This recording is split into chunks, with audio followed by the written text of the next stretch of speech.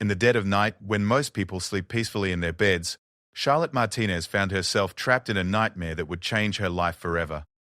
What started as a routine evening shift at the prestigious Riverside Medical Center became a fight for survival that would echo through the hospital corridors for years to come. The security cameras captured it all, the moment when a respected doctor's mask slipped away to reveal something dark and dangerous underneath. They recorded Charlotte's desperate struggle, her blood-curdling scream that pierced the midnight silence, and the heroic guard who risked everything to save her. This is not just another workplace incident report. This is the true story of courage in the face of evil, of a young nurse who refused to be silenced, and of the night that exposed a predator hiding in plain sight. Charlotte's story will make you question everything you think you know about trust, power, and the people we put our faith in. What you're about to read happened exactly as described, in a place where healing was supposed to happen, where patients came seeking comfort and care. Instead, it became the setting for a horror story that was all too real. Are you ready to discover what really happened that midnight in the West Wing? Are you prepared to learn how one woman's scream changed everything? Then keep reading, because Charlotte's story is about to unfold, and once you start, you won't be able to stop until you know how it all ends. Charlotte Martinez had always dreamed of becoming a nurse. Ever since she was a little girl, watching her grandmother recover from surgery, she knew she wanted to help people heal. At 24, she was living that dream. Working the night shift at Riverside Medical Center, one of the most respected hospitals in the city. The pay was good, the benefits were excellent, and she felt like she was making a real difference in people's lives. The West Wing of Riverside Medical Center was known for its quiet efficiency. During the day, it bustled with activity. Doctors making rounds, families visiting patients, and the constant hum of medical equipment. But at night, especially after midnight, it became a different place altogether. The long hallways stretched into shadows, broken only by the soft glow of emergency lighting and the occasional beep of a heart monitor. Charlotte had been working nights for 8 months now, and she had grown comfortable with the rhythm of the overnight shift. She liked the peace and quiet, the way she could focus on her patients without the chaos of the day shift. Her supervisor, Mrs. Williams, often praised her dedication and attention to detail. The doctors respected her clinical skills, and the patients' families trusted her with their loved ones. On this particular Tuesday evening in November, Charlotte clocked in at 11 o'clock sharp, just as she always did. She tied her long dark hair back in a neat ponytail, adjusted her navy blue scrubs, and checked her watch. The hospital felt normal that night, the usual mix of emergency cases, post-operative patients, and the regular rotation of staff members she had come to know well. Dr. Richard Blackwood was making his late rounds when Charlotte arrived. She had worked with him several times over the past few months, and he had always been professional and courteous.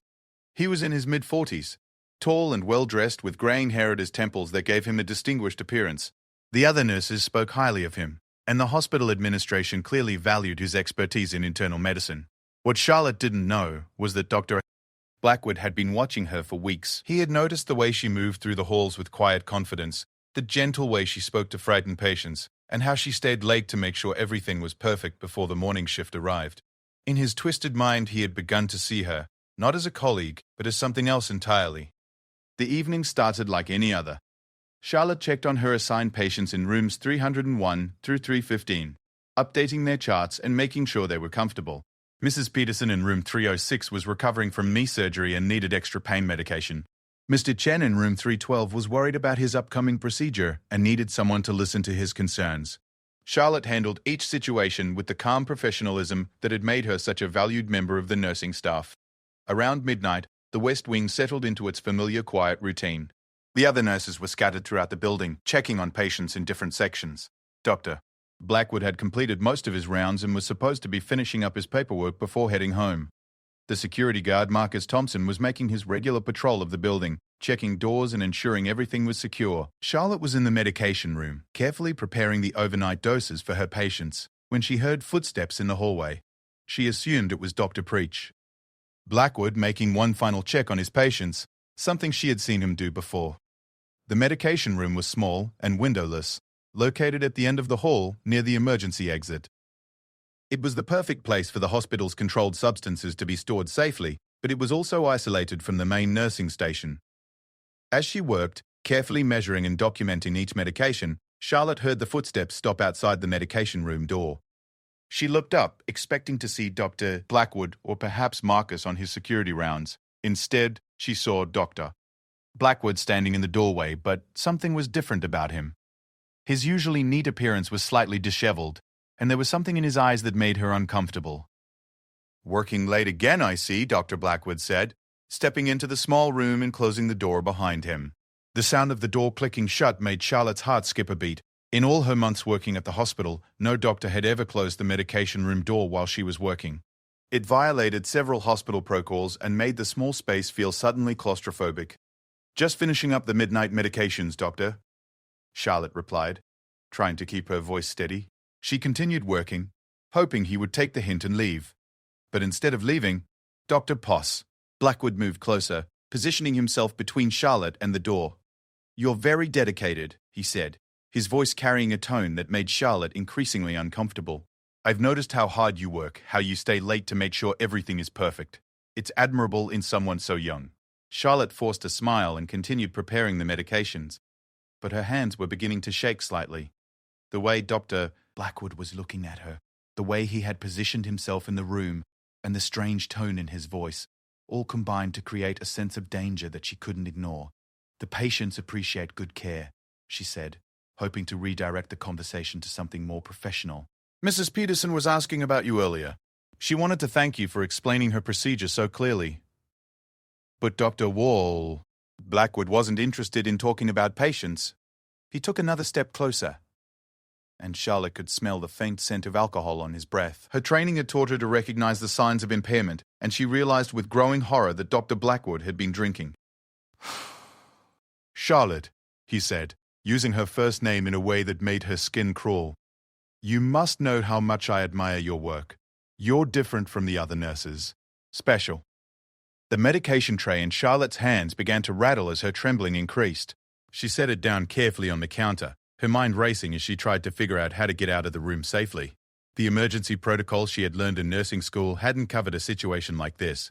"Doctor, I really need to get these medications to my patients," she said, making a move toward the door. "But, Doctor..." Blackwood stepped sideways, blocking her path completely. "The patients can wait," he said. And now his voice had taken on a commanding tone that Charlotte had never heard him use before. "We need to talk about your future here at Riverside, about how I can help advance your career." Charlotte's nursing training had taught her to trust doctors, to respect their authority and follow their instructions. But every instinct she possessed was screaming at her that this situation was dangerous. Dr. Blackwood's behavior was completely inappropriate, and the way he had trapped her in the small room made it clear that his intentions were not professional. "I appreciate your interest in my career, Doctor," she said, trying to keep her voice calm while her heart pounded in her chest. "But I really do need to deliver these medications. Hospital policy requires that they be administered within 30 minutes of preparation." Dr. Blackwood laughed, but there was no humor in the sound. "Hospital policy," he repeated mockingly. "Do you know who writes hospital policy? Do you know who has the power to make or break a young nurse's career?" The threat in his words was unmistakable, and Charlotte felt a chill run down her spine. She realized that Dr. Blackwood wasn't just inappropriate, he was dangerous. The way he was talking, the way he had cornered her, and the alcohol on his breath, all pointed to a man who had lost control and was capable of anything. "Doctor, please," she said, taking a small step backward, until she felt the counter against her back. "I need to get back to work."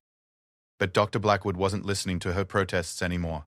He moved closer, close enough that Charlotte could see the predatory look in his eyes, and she knew that her worst fears were about to come true. The small medication room suddenly felt like a prison, and she was trapped inside with a man who no longer cared about hospital protocols or professional behavior. "You're going to listen to me very carefully," Dr. Blackwood said, his voice dropping to a threatening whisper.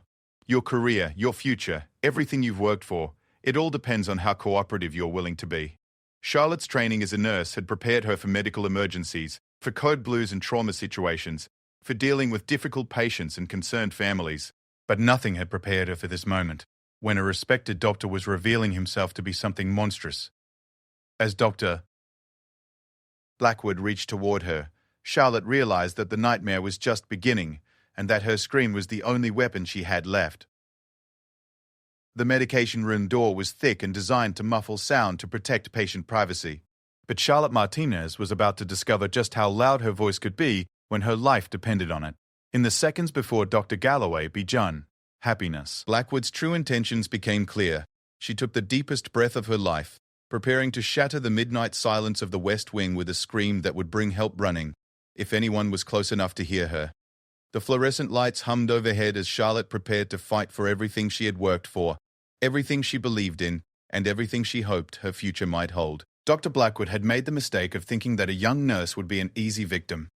He was about to learn how wrong he could be. Marcus Thompson, the security guard making his midnight rounds, was 3 hallways away when Charlotte's world changed forever.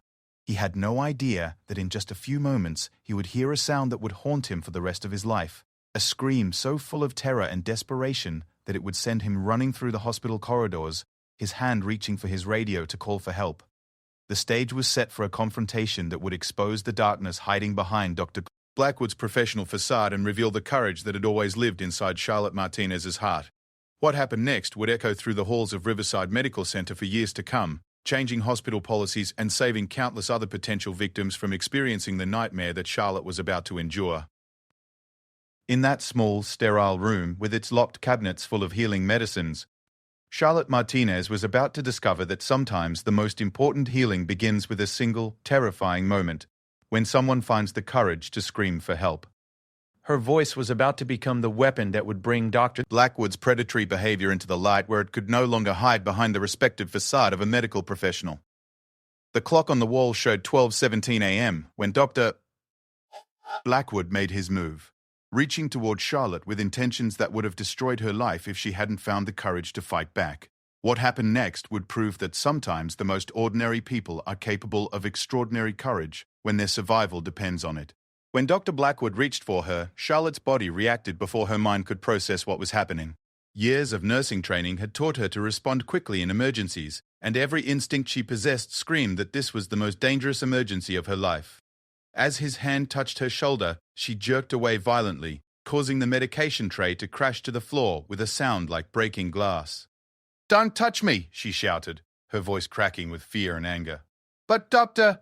Blackwood just smiled. The expression on his face twisted and ugly in a way that made Charlotte's blood run cold. "Nobody can hear you," he said calmly, as if he were discussing a patient's treatment plan. "The medication room is soundproof, and the rest of the staff is busy with their own responsibilities. It's just you and me, Charlotte, and it's time you learned how things really work in this hospital." Charlotte pressed herself against the counter, her hands gripping the edge so tightly that her knuckles turned white. The small room suddenly felt even smaller, the walls seeming to close in around her as Dr. Blackwood moved closer. She could see now that his eyes were bloodshot, and the smell of alcohol was stronger than she had initially realized. Whatever had brought him to this point, she knew that reasoning with him was impossible. "Dr. Blackwood, please," she said, trying to keep her voice steady despite the terror that was threatening to overwhelm her. "This isn't right. You're a doctor. You took an oath to do no harm." He laughed again. That same cold sound that made Charlotte's skin crawl. "Do no harm," he repeated mockingly. "Do you know how naive you sound? This hospital runs on power, Charlotte. Real power. And right now, I have all the power in this room." As he spoke, Dr. Blackwood began moving closer, his intentions becoming clearer with each step. Charlotte realized that her only chance was to get past him to the door, but he had positioned himself strategically to block her escape route. The counter behind her held various medical supplies, but nothing that could serve as a weapon against a man who was larger and stronger than she was. "I could make your career, Dr. Barrett," Blackwood continued, his voice taking on what he probably thought was a persuasive tone. "Recommendations for better positions, raises, opportunities for advancement. All it would take is a little cooperation from you." The implication in his words was crystal clear, and Charlotte felt a surge of anger that temporarily overcame her fear. This wasn't just about her, it was about every nurse who had ever worked late shifts. Every young woman who had trusted the professional environment of a hospital to keep her safe. Dr. Blackwood wasn't just threatening her, he was threatening everything she believed about her chosen profession. "I would rather quit nursing forever than cooperate with you," she said, her voice gaining strength from her anger. "What you're suggesting is disgusting and it's criminal." Dr. Blackwood's expression darkened at her rejection. "Criminal?" he said, his voice dropping to a dangerous whisper. "Who's going to believe a young nurse over a respected doctor with 20 years of experience? Who's going to take your word over mine?"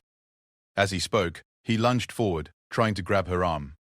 Charlotte twisted away, but the small space gave her limited room to maneuver. She managed to avoid his grasp, but she knocked over a container of supplies in the process, sending medical equipment scattering across the floor. The noise was loud in the confined space, but Dr. Blackwood had been right about one thing. The medication room's soundproofing meant that no one outside would hear the commotion. "Stop fighting, Doctor," Blackwood growled, his professional facade completely abandoned now. "You're just making this harder on yourself." Charlotte grabbed a metal clipboard from the counter, holding it in front of her like a shield. It wasn't much of a weapon, but it was all she had. "Stay away from me," she warned, her voice shaking but determined. "I'm not going to let you do this." Dr. Blackwood paused for a moment, studying her defensive posture, and Charlotte could see him calculating his next move. She realized that he had probably done this before, that she might not be his first victim. The thought filled her with a rage so pure and clean that it burned away most of her fear. "You've done this before, haven't you?" she accused, backing along the counter to put more distance between them. "How many other nurses have you cornered in here? How many other women have you threatened?" Something in Dr. Blackwood's expression confirmed her suspicions, and Charlotte felt sick to her stomach. All those times she had worked late shifts, all those occasions when other nurses had mentioned feeling uncomfortable around certain doctors, how many warning signs had been ignored? How many women had suffered in silence because they were afraid no one would believe them? "It doesn't matter," Dr. Blackwood said, moving toward her again. "What matters is that you're going to cooperate, or your career at this hospital is over. I can make sure you never work as a nurse anywhere in this city." But Charlotte was no longer the frightened young woman who had been preparing medications just minutes earlier. The threat to her career, combined with the realization that Dr. Blackwood had probably victimized other nurses, had transformed her fear into something much more powerful. She thought about all the women who might be working late shifts in the future, all the young nurses who deserve to feel safe in their workplace. "Maybe my career will be over," she said, her voice growing stronger with each word, "but I'm not going to let you get away with this. Not tonight and not ever again." Dr. Blackwood's face twisted with anger at her defiance. "You little witch," he snarled, abandoning any pretense of professional behavior. "You have no idea what you're dealing with."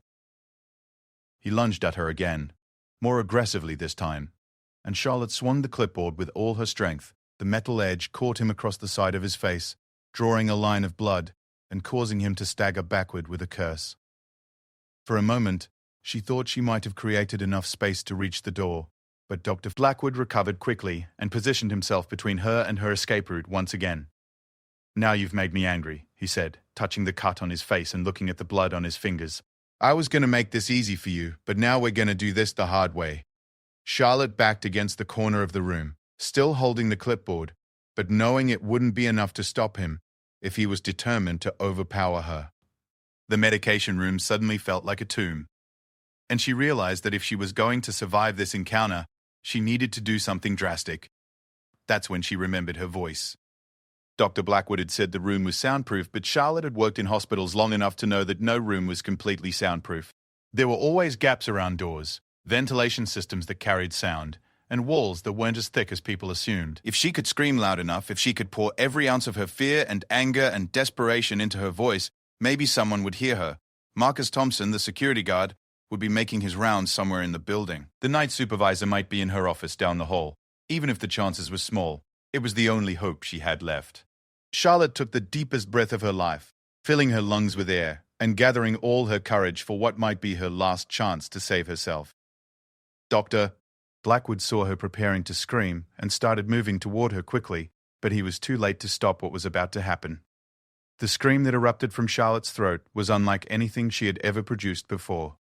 It was raw and primal, filled with months of late-night fears that she had never acknowledged, years of walking alone through hospital corridors and parking garages, and the accumulated terror of every woman who had ever found herself alone with a predator. It was the sound of innocence being shattered, and courage being born in the same instant. The sound seemed to go on forever, echoing off the walls of the small room and vibrating through Charlotte's entire body. "Doctor." Blackwood stopped in his tracks, momentarily stunned by the sheer volume and intensity of the noise. For just an instant, Charlotte saw fear in his eyes, and she realized that her scream had done more than just call for help. It had reminded him that he was attacking a human being, not an object. But the scream had also drained Charlotte of her remaining energy. As the sound died away, she felt her knees buckle, and she slumped against the corner of the room, gasping for breath. Dr. Blackwood recovered from his momentary shock and moved toward her again, his face twisted with rage. "That was a mistake," he said coldly.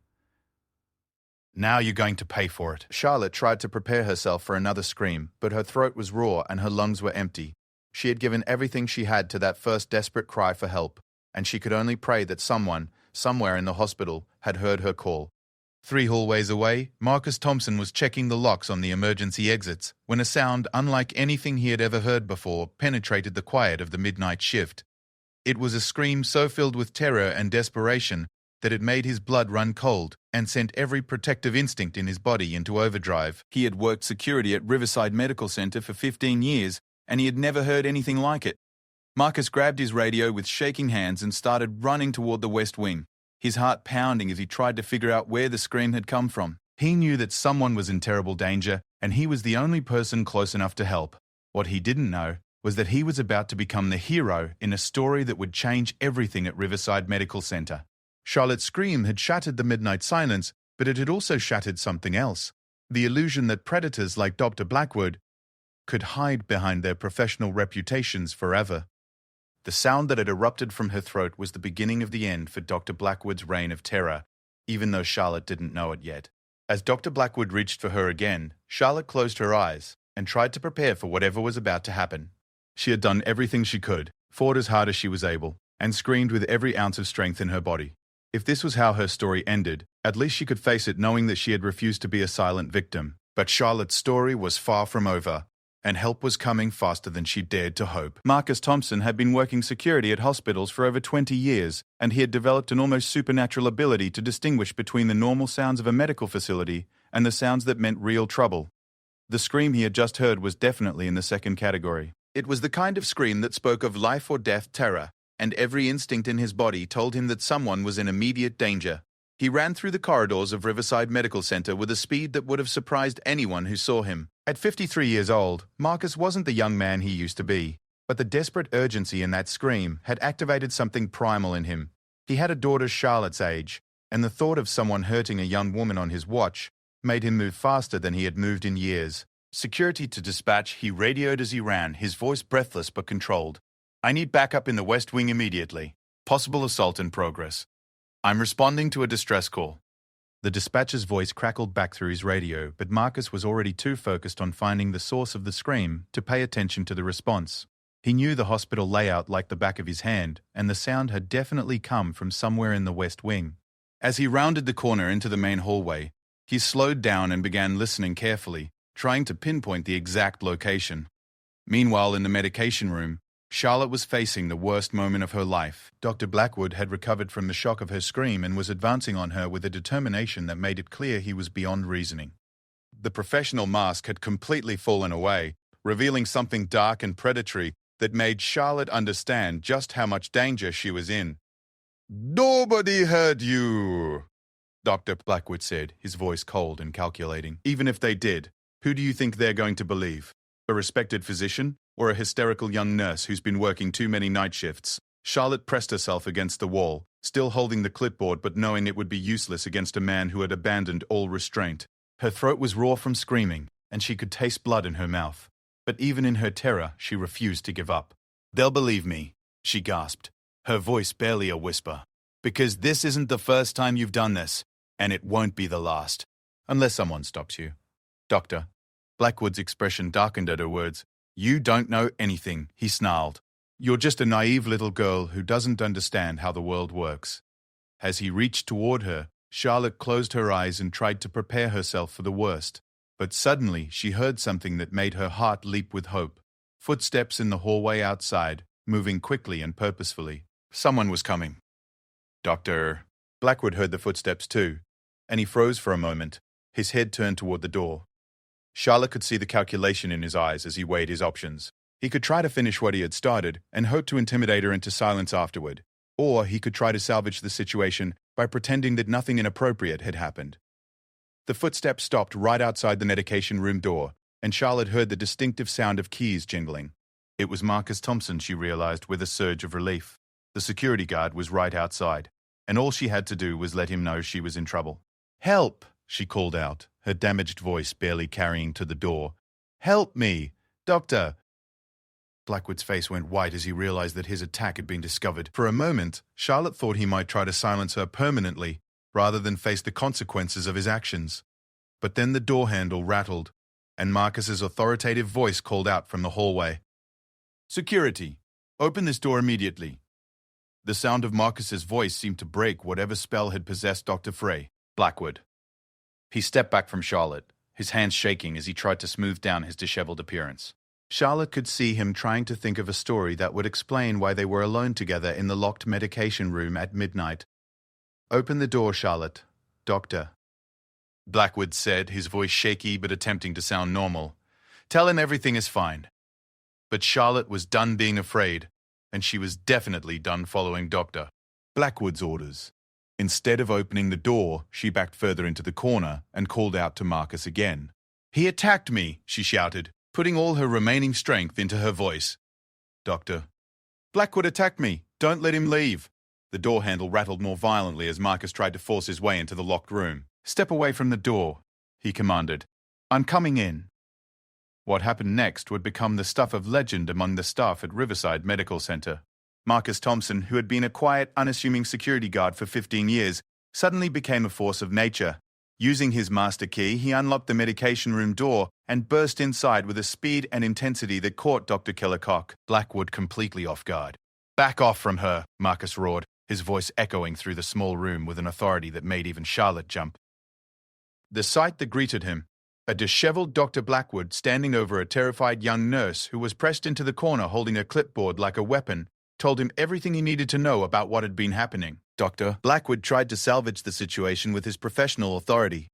"Officer, there's been a misunderstanding," he began, attempting to use his most commanding physician voice. "This nurse became hysterical while I was reviewing her medication protocols, and—" "I said back off," Marcus interrupted, moving between Dr. Blackwood and Charlotte with a protective stance that left no doubt about whose side he was on. "Miss, are you injured? Do you need medical attention?" Charlotte shook her head, unable to speak but grateful beyond words for Marcus's presence. The security guard's arrival had transformed the atmosphere in the room completely. Dr. Cora. Blackwood's predatory confidence had evaporated, replaced by the nervous energy of a man who knew he had been caught doing something unforgivable. "This is a serious misunderstanding, Dr. Blank." Blackwood tried again, backing toward the door. "I was simply conducting a routine review of nursing procedures, and this young woman became confused and—" "Stop talking," Marcus said firmly, his hand moving to the radio on his belt. "Security to dispatch. I need police and hospital administration in the West Wing medication room immediately. I have a situation that requires immediate attention. Doctor." Blackwood's face went from white to gray as he realized that his career, his reputation, and possibly his freedom were about to disappear forever. The medication room that had seemed like the perfect place to corner a vulnerable young nurse had become a trap for him instead. "You're making a terrible mistake," he said to Marcus, but his voice lacked any conviction. "I'm a respected physician at this hospital. My word carries weight here." Marcus looked at Dr. Blackwood with an expression of pure disgust. "Your word doesn't carry any weight with me, Doctor. What I see is a young woman who's been terrorized, and a man who was supposed to protect patients acting like a predator." Charlotte finally found her voice again. "He trapped me in here," she said, her words coming out in a rush. "He locked the door and threatened my career if I didn't cooperate with him. He said nobody would believe me because he's a doctor and I'm just a nurse." Marcus's expression hardened as he listened to Charlotte's account. "Well, doctor, I believe her. And when the police get here, I'm betting they'll believe her too." The radio on Marcus's belt crackled to life as the dispatcher confirmed that backup was on the way. Within minutes, the quiet West Wing would be crawling with security officers, police detectives, and hospital administrators. Dr. Blackwood's nightmare was just beginning, while Charlotte's nightmare was finally coming to an end. Dr. Blackwood made one last desperate attempt to control the situation. "I want to speak to Dr. Harrison," he said, referring to the hospital's chief of staff. "He'll vouch for my character and clear up this misunderstanding." "You'll get your chance to talk to Dr. Harrison," Marcus replied. "Along with the police, internal affairs, and probably a prosecutor. But right now, you're going to stand in that corner and keep your mouth shut while we wait for backup." Charlotte watched Dr. Cad. Blackwood's face as the reality of his situation sank in. The powerful, respected physician who had terrorized her just minutes earlier now looked like what he really was, a pathetic predator who had finally been caught.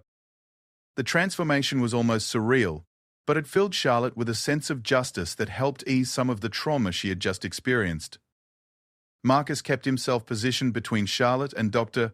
Blackwood while they waited for backup to arrive. He spoke to Charlotte in a gentle, reassuring voice that was completely different from the commanding tone he had used with Dr. Seidman. "Blackwood, you're safe now," he told her.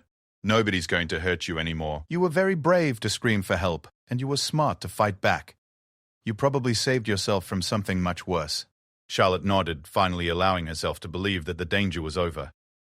But even as relief flooded through her, she knew that the hardest part might still be ahead of her. She would have to tell her story to police officers, hospital administrators, and possibly lawyers. She would have to face the possibility that some people might not believe her, despite Marcus's support. But Charlotte was no longer the frightened young nurse who had been preparing medications an hour earlier. She was a survivor who had found the courage to fight back against a predator, and she was determined to make sure that Dr.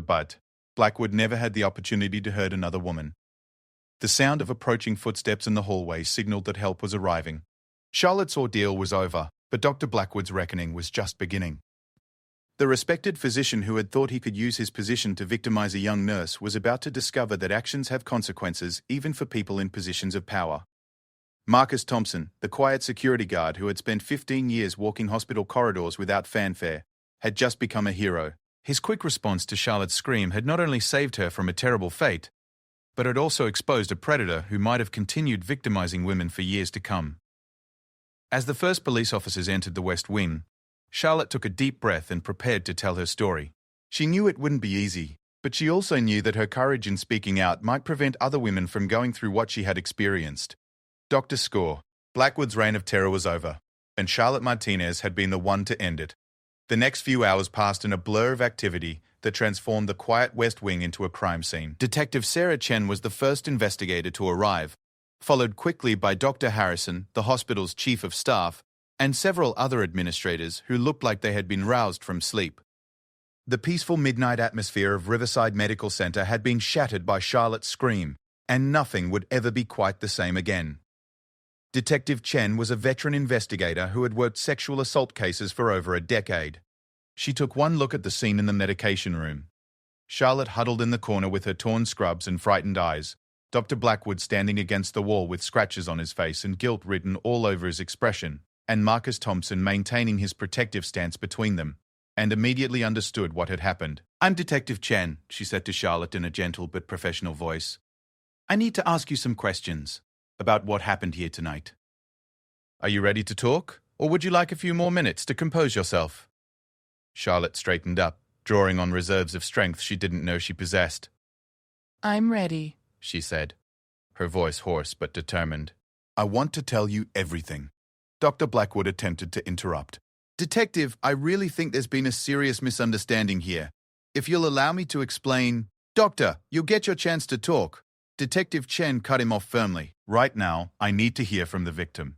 Officer Martinez will take your statement in a separate room."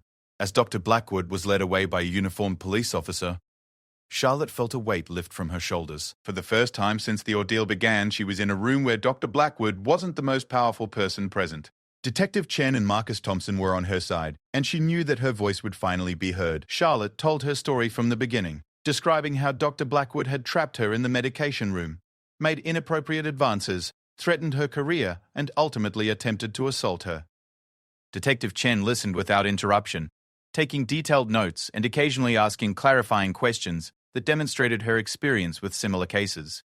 "You said he threatened your career if you didn't cooperate," Detective Chen said. "Can you tell me his exact words?" Charlotte repeated. Dr. Blackwood's threats as accurately as she could remember them. Each word she spoke felt like another nail in his professional coffin, and she realized with growing confidence that she had more power in this situation than she had initially believed. "He also said that nobody would believe a young nurse over a respected doctor," Charlotte continued. "He seemed very confident that his reputation would protect him from any consequences." Detective Chen nodded grimly. "Unfortunately, he's probably used that tactic before. Men in positions of power often assume their victims won't report them because they're afraid of not being believed." As Charlotte continued her statement, other hospital staff members began arriving at the scene. The night supervisor, Mrs. Williams, looked shocked and horrified when she learned what had happened. Several nurses from other wings came to offer their support to Charlotte, and their presence helped her realize that she wasn't alone in this fight. I always felt uncomfortable around Dr. Zolby. Blackwood, one of the nurses, admitted quietly to Detective Chen. He would make comments about my appearance and stand too close when we were reviewing patient charts. But I never reported it because I thought it was just me being overly sensitive. Another nurse nodded in agreement. He asked me to work late shifts with him several times, always when the regular staff would be minimal. I found excuses to avoid it, but I never understood why it made me so uncomfortable until tonight. Detective Chen's expression grew more serious as she listened to these additional accounts. It was becoming clear that Dr. Blackwood had been engaging in inappropriate behavior for some time, and that Charlotte might not have been his first intended victim. "We're going to need formal statements from all of you," Detective Chen told the assembled nurses. "This investigation is going to be thorough, and we're going to need every piece of evidence we can gather." Dr. Harrison, the chief of staff, looked pale and shaken as he listened to the accounts of Dr. Blackwood's behavior. Riverside Medical Center prided itself on being a safe and professional environment, and the revelation that a predator had been operating within the hospital was devastating to the institution's reputation. "I want you to know that the hospital will cooperate fully with this investigation," Dr. Imand Harrison told Detective Chen. "We will also be conducting our own internal review to determine how this situation was allowed to develop and what we can do to prevent similar incidents in the future." While Charlotte was giving her statement, Dr. Blackwood was in another room trying to construct a defense for his actions, but without the intimidating atmosphere of the locked medication room, his confidence had crumbled completely. The police officer taking his statement noted that his story kept changing, and that he couldn't provide a reasonable explanation for why he had been alone with Charlotte in a locked room at midnight. "I was reviewing her medication protocols, Dr. Fair," Blackwood insisted, but his voice lacked conviction. She became hysterical for no reason and started screaming. "I was trying to calm her down when the security guard burst in." "Why was the door locked?" the officer asked. Dr. Blackwood hesitated. I wanted to ensure privacy while we discussed her performance issues." "What performance issues?" the officer pressed. According to her supervisor, Charlotte Martinez is one of the most reliable nurses on staff. Dr. Blackwood's story continued to fall apart under questioning, and it became increasingly clear that he had no legitimate reason for his actions. The alcohol on his breath, the scratches on his face from Charlotte's clipboard, and the testimonies of other nurses who had felt uncomfortable around him all combined to paint a picture of a predator who had finally been caught. Meanwhile, Marcus Thompson was being hailed as a hero by the hospital staff. His quick response to Charlotte's scream had not only saved her from a terrible fate, but it also provided crucial evidence for the investigation. The security cameras in the hallway had recorded Dr. Buddy Blackwood entering the medication room and locking the door, timestamps that supported Charlotte's account of the timeline. "I just did what any decent person would do," Marcus told the investigators. "When I heard that scream, I knew someone was in serious trouble. You don't make a sound like that unless you're fighting for your life." As the investigation continued throughout the night, more evidence began to emerge. The hospital's Human Resources Department provided records showing that Dr. Blackwood had specifically requested to work night shifts in the past few months, a change from his previous schedule that coincided with when Charlotte had started working the overnight rotation. Email records revealed that Dr. Blackwood had been asking the nursing supervisor about Charlotte's schedule, ostensibly to ensure proper medical coverage, but actually to track her movements. The pattern of stalking and premeditation was becoming undeniable. Dr. Harrison made the decision to immediately suspend Dr. Harrison Blackwood from all hospital duties pending the outcome of the investigation. "We cannot and will not tolerate this kind of behavior," he announced to the assembled staff. "The safety and well-being of our employees is our highest priority, and anyone who violates that trust will face severe consequences." As dawn began to break over Riverside Medical Center, Charlotte finally finished giving her statement to Detective Chen. The process had been emotionally exhausting, but she felt a sense of relief and empowerment that she hadn't expected. She had told her truth, and people were listening. "What happens next?" Charlotte asked Detective Chen. "We'll continue investigating, gathering evidence, and taking statements from other potential witnesses," the detective explained. "Based on what we have so far, I expect we'll be filing charges against Dr. Cromer Blackwood for attempted sexual assault, intimidation, and possibly other crimes depending on what else we discover. Charlotte nodded, feeling a mix of satisfaction and trepidation. She knew that the legal process would be challenging, but she also knew that she had done the right thing by speaking out. Mrs. Paul Williams, her supervisor, approached Charlotte with tears in her eyes. "I am so sorry this happened to you," she said. "I should have been more aware, should have been protecting you better." "This wasn't your fault," Charlotte replied firmly. "This was Dr. Myko Blackwood's choice and his responsibility. All we can do now is make sure it doesn't happen to anyone else." The hospital's employee assistance program coordinator arrived to offer counseling services to Charlotte and any other staff members who had been affected by the incident. The administration was already beginning to implement new safety protocols to prevent similar situations in the future. As Charlotte finally prepared to leave the hospital after the longest night of her life, she reflected on how much had changed in just a few hours. When she had arrived for her shift, she had been a young nurse focused on doing her job well and helping patients heal. Now she was a survivor who had faced down a predator and won. Marcus Thompson walked her to her car, ensuring her safety one final time. "You were incredibly brave tonight," he told her. "Not many people would have had the courage to fight back like you did." "I had to," Charlotte replied. "If I hadn't fought back, he would have hurt me, and then he would have gone on to hurt other women. Someone had to stop him." As Charlotte drove home through the early morning streets, she knew that her life had been forever changed by the events of that night. She would have to testify in court, deal with media attention, and face the ongoing trauma of what she had experienced. But she also knew that she had discovered something powerful within herself, the courage to stand up to evil and the strength to survive anything. Dr. Blackwood's career was over, his reputation destroyed, and his future uncertain. But Charlotte Martinez's future was just beginning, and she would spend the rest of her life knowing that when faced with the worst kind of danger, she had found the strength to scream for help and fight for her survival. The midnight scream that had shattered the silence of Riverside Medical Center had also shattered the comfortable assumption that predators could hide behind their professional status forever. Charlotte's courage had exposed the truth, and that truth was about to change everything. 3 months after that terrifying night in the medication room, Charlotte Martinez stood in the courthouse wearing her best navy blue suit, preparing to testify against Dr. Richard Blackwood. The man who had once terrorized her now sat at the defendant's table, looking pale and defeated, a far cry from the confident predator who had cornered her in the hospital. The transformation was so complete that Charlotte almost felt sorry for him, until she remembered what he had tried to do to her and how many other women he might have victimized.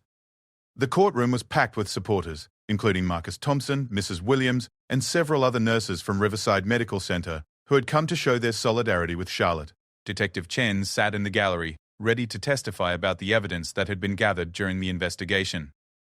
The case had attracted significant media attention, partly because of Dr. Blackwood's former reputation and partly because it highlighted the broader issue of workplace sexual harassment in professional environments. Charlotte's lawyer, Sarah Martinez, no relation despite the shared surname, was a specialist in sexual assault cases who had volunteered to represent Charlotte pro bono after hearing about the case. She had prepared Charlotte thoroughly for this moment, but nothing could completely eliminate the nervousness that came with facing her attacker in court. Remember, Sarah had told her during their final preparation session, "You're not the one on trial here." "You're the victim who found the courage to speak out. Your testimony is going to help ensure that Dr. Blackwood faces consequences for his actions, and that other women are protected from him in the future." Dr. Blackwood's defense attorney, an expensive-looking man in a perfectly tailored suit, had attempted to paint Charlotte as an unreliable witness who had misinterpreted professional mentoring as something more sinister, but the evidence against his client was overwhelming, and even his skilled legal representation couldn't overcome the facts of the case. The investigation had revealed that Dr. Blackwood had indeed been stalking Charlotte for weeks before the assault. Security camera footage showed him following her through the hospital corridors, timing his presence to coincide with her breaks, and observing her from a distance in ways that had nothing to do with professional duties. Phone records revealed that he had been researching Charlotte's background, including her home address and personal information. More damaging still were the additional victims who had come forward after Charlotte's case became public. 3 other nurses from Riverside Medical Center testified that Dr. Gray, A. Blackwood had made inappropriate advances toward them over the past 2 years. 2 former employees from his previous hospital had also contacted the authorities with similar stories dating back even further. The pattern of predatory behavior was undeniable. and it painted a picture of a man who had been using his position of authority to target vulnerable women for years. Charlotte's courage in fighting back and speaking out had finally exposed a predator who had been hiding in plain sight. When Charlotte took the witness stand, she felt the weight of responsibility for all the women who had been too afraid to speak out. Her voice was steady and clear as she recounted the events of that night, describing in detail how Dr. Blackwood had trapped her, threatened her, and attempted to assault her. The courtroom was completely silent as she spoke, and Charlotte could see several jury members looking disgusted as they listened to her testimony. "He told me that nobody would believe a young nurse over a respected doctor," Charlotte testified. "He said he could destroy my career if I didn't cooperate with him, but I decided that I would rather lose my career than let him get away with what he was trying to do." Doctor! Blackwood's attorney tried to shake Charlotte's testimony during cross-examination, suggesting that she had misunderstood Dr. Blackwood's intentions and that the encounter had been blown out of proportion by her inexperience and fear. But Charlotte remained calm and consistent, and her credibility only grew stronger under questioning. Dr. Blackwood locked the medication room door. Charlotte stated firmly when pressed by the defense attorney, "There is no legitimate medical reason for a doctor to lock himself alone in a small room with a nurse at midnight. He threatened my career and attempted to assault me. Those are facts, not misunderstandings." Marcus Thompson's testimony was particularly powerful, as he described the terror he had heard in Charlotte's scream and the scene he had discovered when he burst into the medication room. His 15 years of experience in hospital security gave his words weight, and his obvious respect for Charlotte helped establish her credibility with the jury. "I've never heard a sound like that in all my years working security," Marcus testified. "It was the sound of someone fighting for their life. When I got to that room and saw Dr. Christial Blackwood standing over a terrified young woman who was pressed into the corner holding a clipboard like a weapon, I knew exactly what had been happening." Detective Chen presented the physical evidence, including the security camera footage, the scratches on Dr. Blackwood's face from Charlotte's defensive actions, and the testimony of other victims who had come forward. The case against Dr. Fatima details. Patient. Blackwood was so strong that many observers wondered why his attorney hadn't advised him to accept a plea bargain. The hospital administration also testified about the changes that had been implemented at Riverside Medical Center following Charlotte's assault. New security protocols required that all medication rooms be equipped with panic buttons. Security cameras were installed in previously unmonitored areas, and mandatory training on workplace harassment was instituted for all staff members. Ms. Martinez's courage in speaking out has not only brought a predator to justice, but has also made our hospital safer for all employees. Harrison testified, "We are committed to ensuring that no employee ever faces what she experienced." As the trial progressed, it became clear that Dr. Ituan testified. Blackwood's defense was falling apart. Several character witnesses who had originally agreed to testify on his behalf withdrew their support after learning the full extent of his actions. His ex-wife testified for the prosecution, revealing that she had divorced him years earlier due to his controlling and inappropriate behavior toward women. The prosecution's closing argument painted a picture of a predator who had systematically abused his position of authority to target young women, using his medical credentials as a shield while engaging in criminal behavior. Charlotte's case, they argued, represented the moment when Dr. Blackwood's victims finally found the courage to speak out and bring him to justice. Dr. Blackwood's defense attorney made one final attempt to portray his client as a respected physician whose career had been destroyed by misunderstandings and malicious accusations. But the evidence was too overwhelming, and the testimony too compelling, for the jury to believe such a narrative. After 3 days of testimony and 6 hours of deliberation, the jury returned with their verdict, guilty on all charges, including attempted sexual assault, criminal intimidation, abuse of authority, and stalking. The courtroom erupted in applause, and Charlotte felt tears of relief streaming down her face as she realized that justice had finally been served. Blackwood showed no emotion as the verdict was read, but Charlotte could see that he finally understood the consequences of his actions. The judge sentenced him to 8 years in prison, followed by 10 years of probation and mandatory registration as a sex offender. His medical license was permanently revoked and he was ordered to pay restitution to Charlotte and the other victims. "Your actions represented a fundamental betrayal of the trust that patients and colleagues place in medical professionals," the judge told Dr. Blackwood during sentencing. "You used your position of authority to prey upon young women who looked up to you and trusted you. The courage of Ms. Martinez and the other victims in speaking out has ensured that you will never again have the opportunity to abuse that trust." Outside the courthouse, Charlotte was surrounded by supporters and reporters. She had prepared a statement with her attorney, but when the moment came to speak, she found herself speaking from the heart instead. This case was never just about me, Charlotte told the gathered crowd. It was about every woman who has ever been afraid to speak out against someone in a position of power. It was about creating a workplace where people can feel safe and protected. Most importantly, it was about proving that predators can't hide behind their professional reputations forever. Marcus Thompson, who had been promoted to head of hospital security following his heroic actions, stood beside Charlotte as she spoke. Miss Martinez showed incredible courage that night, and her willingness to fight back and speak out has made all of us safer, he said. She's a true hero. The case had indeed sparked broader conversations about workplace safety and the need for better protections against sexual harassment in professional environments. Riverside Medical Center had become a model for other hospitals implementing new safety protocols, and Charlotte had been invited to speak at conferences about her experience and the importance of supporting victims who come forward. Charlotte had also become an advocate for other victims of workplace sexual assault, working with organizations that provided support and legal resources to women facing similar situations. Her experience had transformed her from a young nurse focused on her career into a powerful voice for change and justice.